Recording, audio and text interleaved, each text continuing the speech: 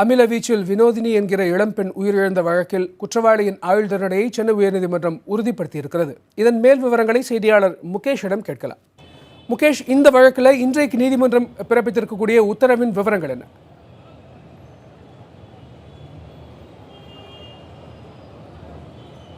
கணேஷ், இதை பார்த்தீங்கன்னா கடந்த 2012ஆம் ஆண்டு நவம்பர் மாதம் காரைக்காலிலிருந்து சென்னை திரும்ப பேருந்து நிலையத்தில் காத்திருந்த வினோதினி மீது, ஐடி நிறுவன ஊழியர் வினோதினி மீது சுரேஷ் என்பவர் அமில வீச்சு நடத்தினார்.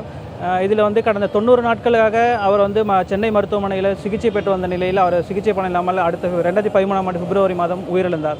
இது தொடர்பாக கைது செய்யப்பட்ட சுரேஷுக்கு காரைக்கால் நீதிமன்றம் 2015ஆம் ஆண்டு அவருக்கு ஆயுள் தண்டனை விதித்தும் 3 லட்சம் ரூபாய் அபராதம் 1 லட்சம் ரூபாய் அபராதம் விதித்தும் தண்டனை விதித்தது.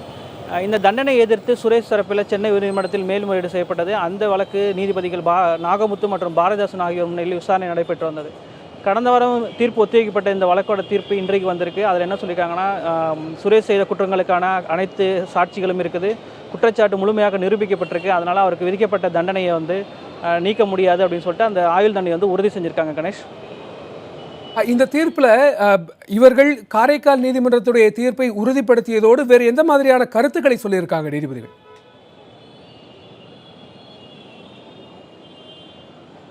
கட்டாயமாக கணேஷ், இது நார்மலாக ஒரு தீர்ப்பு உறுதி செய்யும் பொழுது ஒரு கருத்துக்கள் எதுவும் தெரிவிக்காமல் இந்த தீர்ப்பு உறுதி செய்வோம் மட்டும்தான் முடிப்பாங்க. ஆனால் இந்த விஷயத்தில் தீர்ப்பு ஒத்தி வைக்கப்பட்ட பிறகு சுவாதியோட கொலையும் நடைபெற்றிருக்கதை கருத்தில் கொண்டு பெண்கள் மீதான குற்றங்கள் அதிகரித்து வருது. இது காவல்துறையினர் இரும்பு கரம் கொண்டு அடக்கணும்னு சொல்லிட்டு ஒரு கருத்தை தெரிவிச்சிருக்காங்க. அது மட்டும் இல்லாமல் குறிப்பாக வினோதினி விவகாரத்தில் இந்த விவகாரத்தை விசாரித்த காரைக்கால் நீதிமன்றம் இதை அரிதிலும் அரிதான ஒரு குற்றமாக கருதி மரண தண்டனை கொடுக்கும் அளவுக்கு கூட இந்த வழக்கில் வாய்ப்பு இருக்குது.